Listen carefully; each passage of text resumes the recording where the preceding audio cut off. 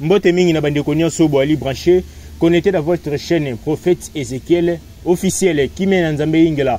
Mabote na bino na kosenga bino kaka bo s'abonner rapidement. Merci à mingi na bato bo soutenir biso le lenge to ali ko mata. Grâce à vous nos abonnés, nous va merci à mingi et puis bo partager cette émission pour être Eli Penza important pour la bande konyo so balinga spiritualité pe balinga ka mingi ko se positionner devant notre Dieu. Le tozo be nini tozo pesa d'abord éclaircissement na bande konyo so ba moni bilile li ko tambola ya artiste na biso comédien Jérémy oyo asali accident vraiment ba succès li tellement ébelité mais kasi to ko ba pe ko belango po etali moko ya ba comédien na biso oyo ali pe populaire ayebani to ko ba pe ko belango na émission oyo ya mbotokota si la spiritualité le to ko bela motonini ko yeba soki démon ali pembeni to pe ange ali pembeni soki pe nzambe obiso to yokaka to ya ange nde to yokaka to ko belango dans cette émission je suis avec l'homme de Dieu le prophète Ezekiel l'homme de Bishima oyo ali na plateau na biso prophète Ezekiel officiel un peu symbolique. Mbote Isaac qui vient. Prophète Ezekiel, Toyambio, je pense à l'idée il y a semaine Toyambio na maboka ko fonga mapoete semaine oyezala mingi beni kasi mbangoni so soto ko koleka na losambo. Ça va to bondeli zambe na bomoi kolo Yesu to kabi moment na sia loboko na yo Bible zolo ba ete mon peuple périt faute de connaissance.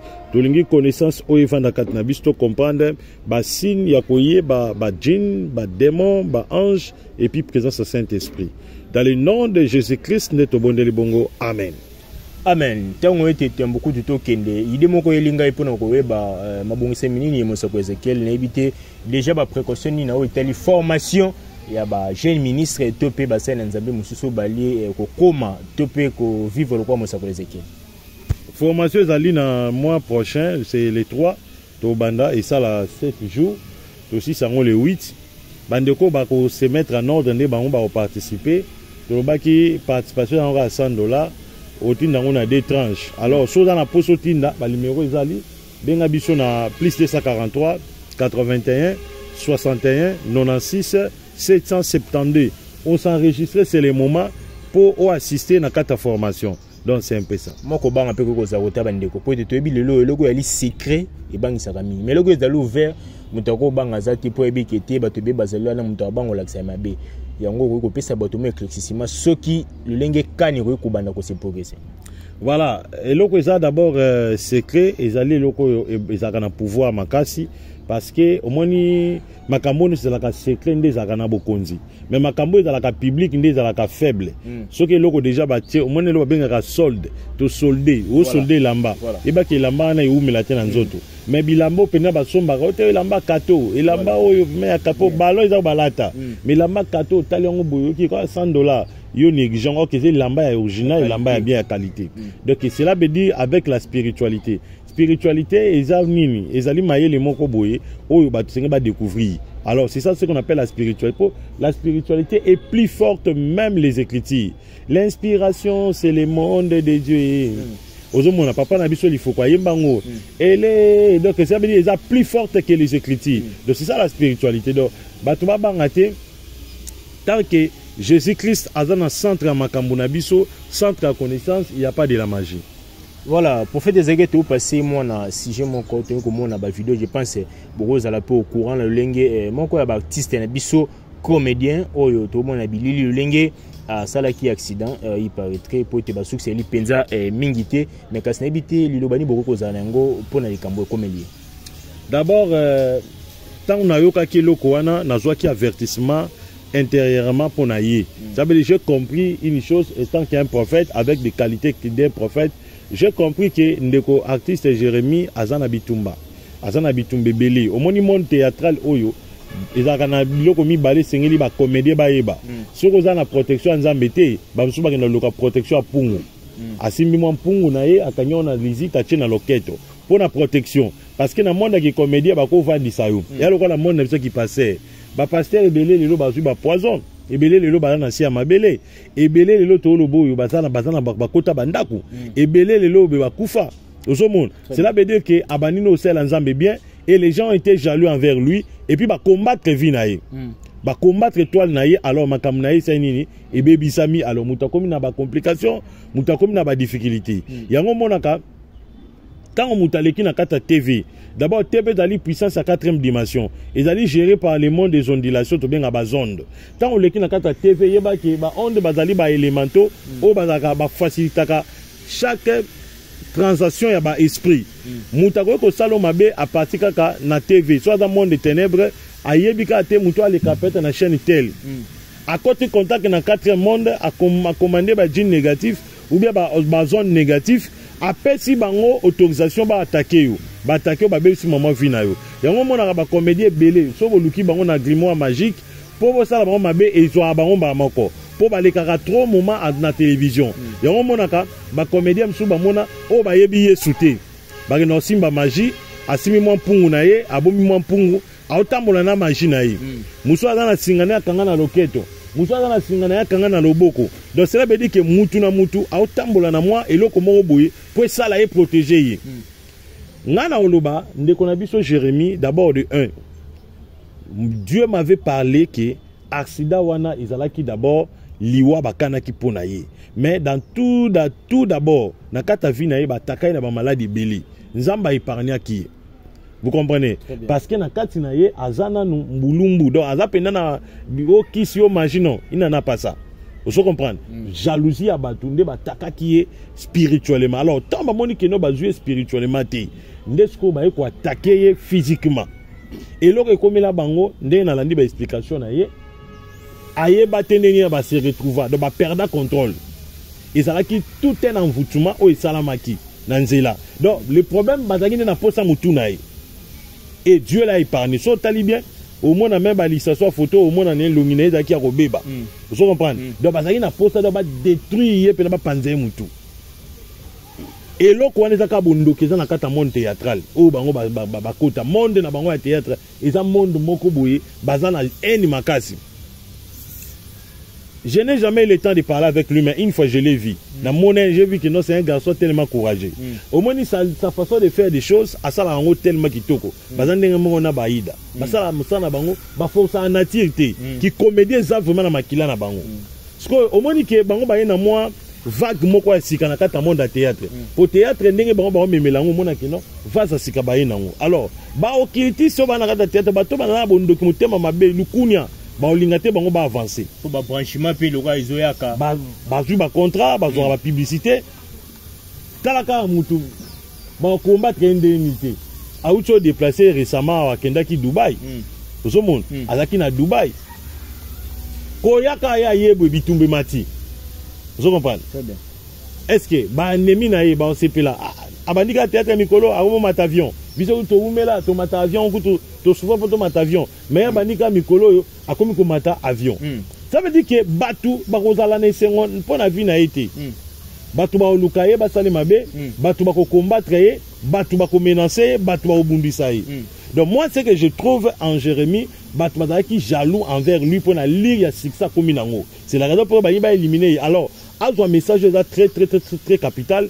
aluka nzambe soka za na passer moko landela kai ba landele lisusu aluka protection vraiment abonde la makasi aluka Saint-Esprit a protéger parce que oyo ba raté ye oyo ba kusala yo za plus koleka oyo ba to raté.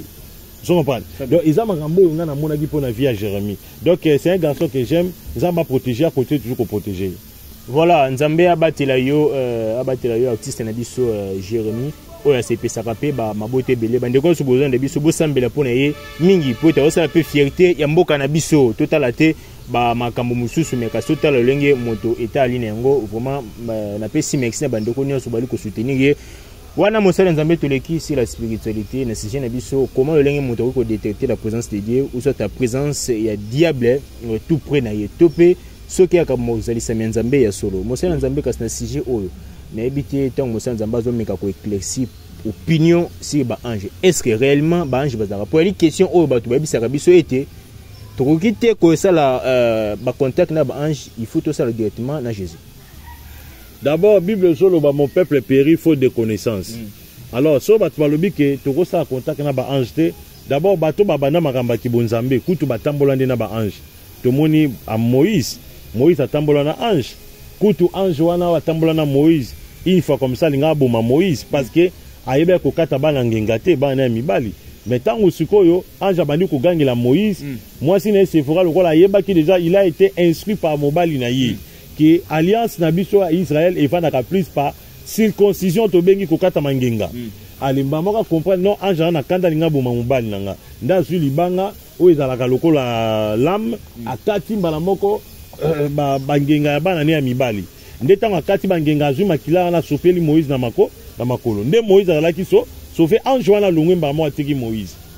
Ça veut dire que le ministère angélique ebandi lelo te ebandi na bapôtre ebandi kutu donc na bato ba vivant na nzambe na ancienne alliance na bato ba vivant na nzambe na ancienne alliance. Alors tu es na kata nouvelle alliance tout le monde a peu bapôtre batambola na alliance quatre autres l'apôtre Pierre il y a tout ministère na ezala qui accompagné par des anges. Il est dans Actes des Apôtres chapitre 12 azala na prison ange a ko sauver mais il y a mutuku tanaki baptisé du Saint-Esprit mais ange a sauvé mais Saint-Esprit na moté m'a sauvé mais ange a sauvé pour dire que il faut pas comprendre qu'il y a le ministère des anges il y a le ministère du Saint-Esprit. Voilà. Saint-Esprit azali proprement ditement uniquement pour le salut des âmes mais le Saint-Esprit azawana pona ko attrister yo soko sali mabe au sali lisumu au sumuki au sali loko moko ya bien te akosala kenon oyo kapasi na mabe yo sala wana mission à Saint-Esprit. Alors un ange azawana pona nini un ange azawana pona ko protéger contre l'attaque physique et puis contre l'attaque occulte l'attaque ya Satan il y a za lokola protecteur lokola garde du corps ya biso ba chrétien wana mission ya ba ange. Alors qu'est-ce qui se passe Mutupa yabake ange na Saint-Esprit d'abord de première des choses il faut d'abord enseigner encadrer et puis initier par Dieu lui-même à comprendre que non au moins les leçons moni mutaleki na tefe abi non je défie le ministère des anges je défie le ministère du Saint-Esprit bien il défie le ministère des anges on n'a pas besoin d'eux on a besoin du Saint-Esprit bon je n'en disconviens pas mais il faut yeba mutuana abengami pa yana yanani parce que tant obengami pa nzambe va tinda yo il faut pesa yo mutu atambola na yo po yo yebi musala wana ti bato ba yebi musala wana bazali babenga ba le monde angélique o sengela accompagner tout prophète na kata Bible nzamba tinda ye na muna ange Moïse batinda na ange ba prophète ebele na Bible batinda ba ona ba ange vous comprenez ba Eli le Tishbik batinda ba ona ba ange Eli le Tishbik kutana tambola na ange moto babenga ka stade alaki ange moko nzoto mobimba moto na moto suki moto partout moto yango monaki ba miracle plus ba no sa yaka par la base ya moto donc c'est un peu ça. Voilà Zali Moussa Nzambe na ko senga mbo partager cette émission pour être elle tellement makasi mingi Moussa Nzambe batongo o baka ete ministère longo pesi biso c'est le ministère du Saint-Esprit le ministère des anges basa Nzambe eza peut-être baye bakati ete bali accompagné par des anges ou soit bango moko bayebi bali ko ignorer. Bon ezana batu mususu moni ayebi na yango ou bien azape une expérience ma ministère ba ange mais ezana ngo kaka ignorance soit azobangane koluba po bato babenge mutakisi au moins lelo sozo te lokola témoin de Jéhovah ou bien lokola abbé bato bamona koza makamba kibonzambe alors ceux qui sont bandi ko ganga makasi koluba balangue par-ci par-là a langue ke zongi au mona bato bate aza mutabakisi OK Bible zo bato za na te pa o se pesa mokili mais tozo sala makambo selon volonté ya nzambe ngai na osala musala nzambe pesa na mokipo so lelo na zate na mokili na ko se justifier selon oyo nga na yebisa na peuple osomona na ko jamais ko sala lelo mo pona lia lipa il faut na mi kosa ke non nga na ndimanga wana te il y a des pasteurs qui croient ça mais baboyi ne ko yebisa bandimi moi je connais un pasteur qui ne croit pas au ministère de la femme mais lobi non pour être batuba ki man église te na lobelaka moi ça ko côté donc apuyango kaka et yemo utayebisinga monde oye pardon ko buka basité le babe pona soka offrande vous comprenez donc ça batu mususu ba yebi na bon vérité mais aoloba vérité wana te a bombi vérité wana il y a beaucoup de pasteurs qui connaissent qui savent si le ministère des anges problème mes amis balingi ba côté loko moko na ba chrétien comme si que biso to adoraka ange non comment on peut adorer ange ange n'est qu'une créature loko la biso ange basala ye biso pe basala biso ange basala ne élément ya moto voilà ange asalama na élément ya moto être humain asalama na élément être humain asalama na élément ya nyama mais être âme asalama na élément être christique asalama na élément ya nzambe biso tout ça créé par des images être terrestre asalama na élément ya nyama être spirituel asalama na élément ya nzambe ozomona mais ange asalama na élément moko ya moto ozomona biso tout toza ba créature tozali ba serviteur mais ce que ba ange bazaka plus avancé pourquoi parce que bango ba travaillaka plus avant même basala biso bango ba exista yango mona bango bazana connaissance ya monde spirituel makasi koleka biso bato yo toza bato tozondimela Yesu vous comprenez donc et ça différence par rapport à ça donc c'est un peu ça bon ça nzambe mutuna mususu ezali le lenge to mona kana be église ekozala peut-être aussi dimanche moto osambela église o ba osambela moto biete na oki présence ya nzambe après cette présence angelu ou cette présence Saint-Esprit na oki présence nzambe et d'autres églises même ou soit na nzamba pe olenge moko na ebité différence na nzamba c'est depuis akabona ka comment na ebité ni boni po azala à chaque fois na église à même moment. D'abord bato fo ba yebelo komoko mutu na kati na ye azalaka na madusu mutu azana madusu babenga ngo le vortex ezalaka na mutu awa eza na mbunzu ezali na gorge eza na mutolo eza na sexe eza na nis et puis eza na loboko ya droite ba madusu wana yango eza ba porte ya ba ezaka 7 parce que mutu pas na 7 corps mutu ana corps physique corps auto benga corps physique o elia ko isukole ko ta wese au-delà des corps physiques, ils ont un corps itérique. Corps itérique, ils ont enveloppe, ils ont un antibal le corps physique. Malade, ils ont fait un corps terrestre, il faut un corps itérique. So itérique est comme malade, au moins après quelques jours, corps physique peut comme malade. Au moins, nous sommes en bonne santé, température qui toque. Mais au moins, à un moment, senti malaise. Je me sens comme si que na obé là. Vous comprenez? Abi na omi yoka comme si que na obé là. Mais en réalité, ça bien. Tension qui toque. Température qui toque, mais moi yoki comme ça robé là. Ça veut dire que déjà précédemment corps itérique n'a déjà et yoki maladie. Donc corps itérique n'a déjà se sentir que non il est malade. Alors physiquement comme ça mutuana ça nini a robé la paix. Au monde. Voilà. Alors ce que tous les corps wana ezakana ba porte d'entrée na ngo.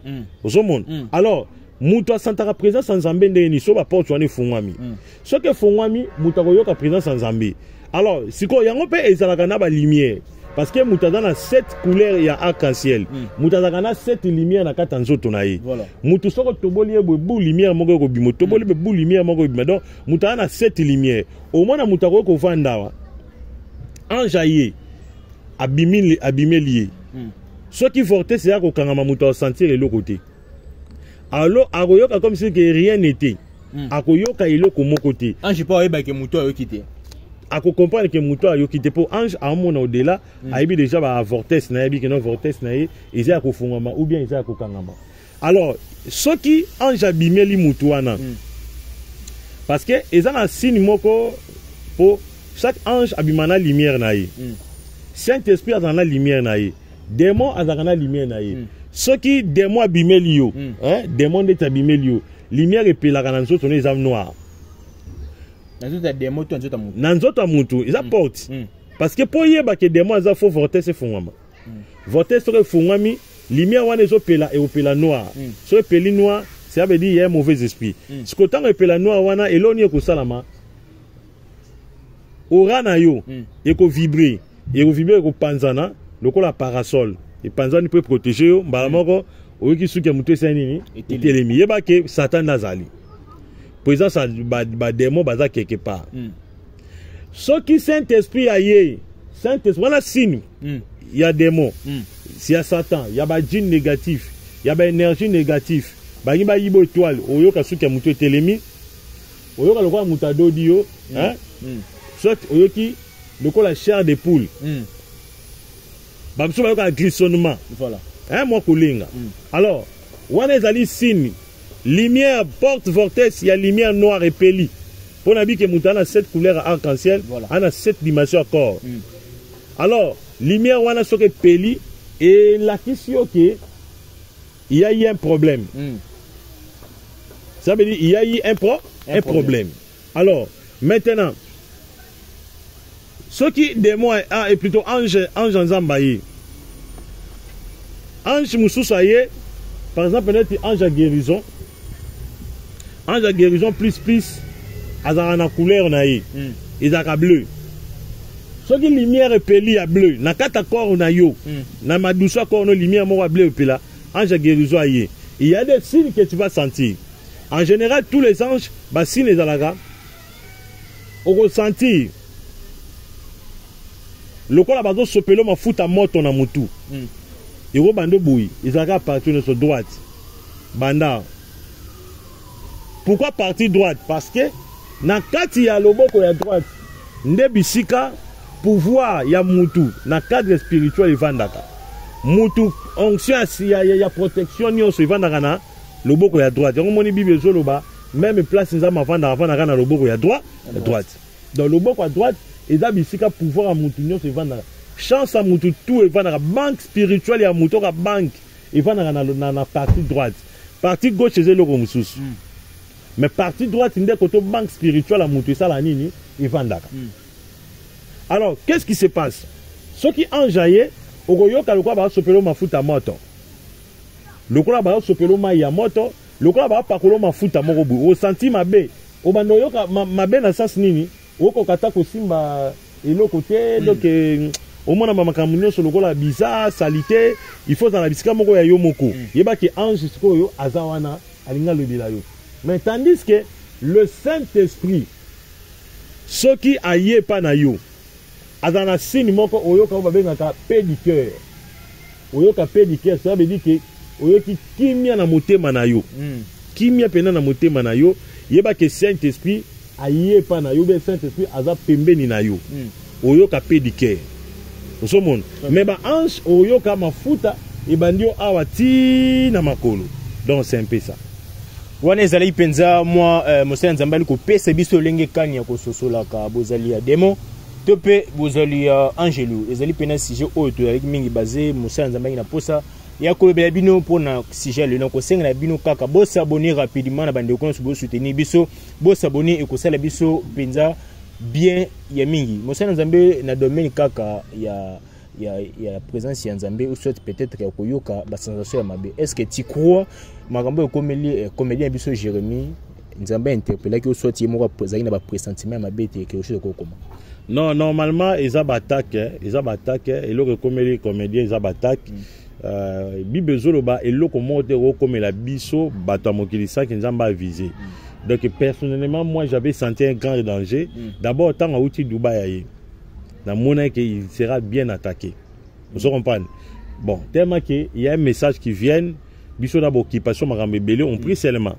N'habiter, non, on prie. Mais personnellement, moi, j'ai vu qui a attaqué ba iné na ba bundisa na bondoki ba lukaba betaye malade na bondoki so ezuite ba provoquer le moment mabe comme là parce que moni na théâtre ni mutaye mama bani ko mata ba to sepelate théâtre za bongo théâtre so il faut ba mono souffrir bando tout non ba question mais bango ba yemba mo ba zu ba contact ba mo parce que baza trop d'abord courageux et puis baza na aura makasi lokwa baza na aura makasi alors bandoki ba ko sepena ba te faut ba attaquer bango yango bozo mona ba comédien wana ndeti ba Jérémie je le salue il est combattu o azokuta nango eza combat spirituel bato ba mona okutu aventure ti eza combat spirituel il est pas soit azwango sérieux abonde la soit ta ko bonde ko luka su Nzambe parce que o ba lukié o ba ko sala su la plus et ko la penda plus alors abonde la luka Nzambe à côté de la maison mon côté songolo pakala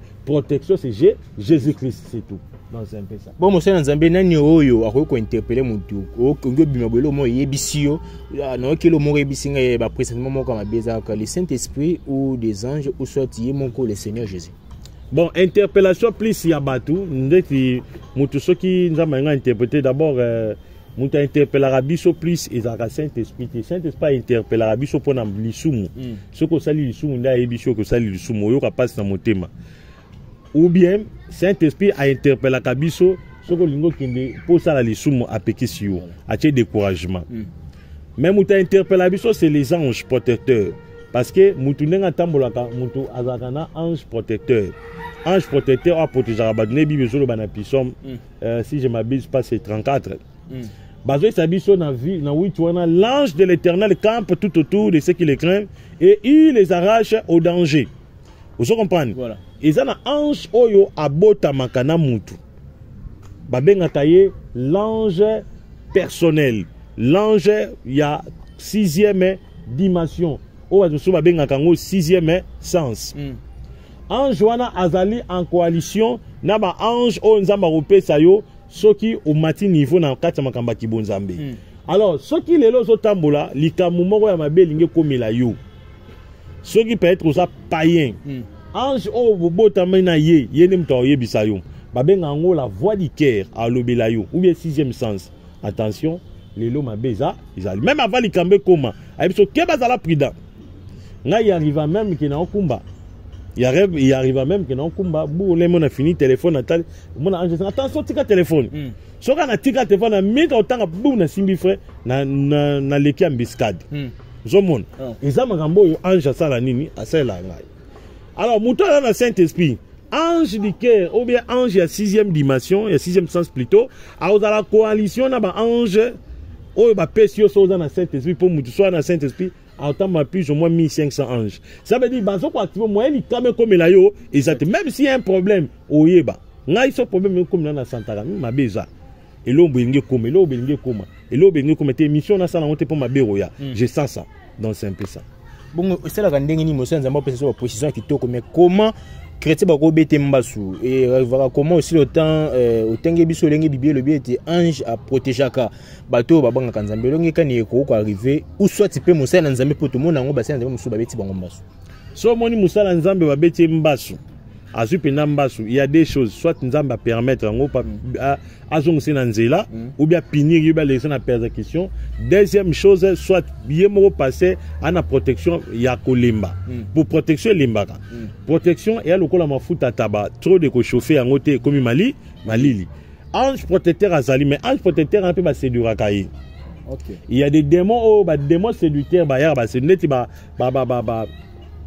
sirène des eaux et belé ba séduira ba ange. Ange protecteur, sirène des eaux aïe a séduit ange protecteur.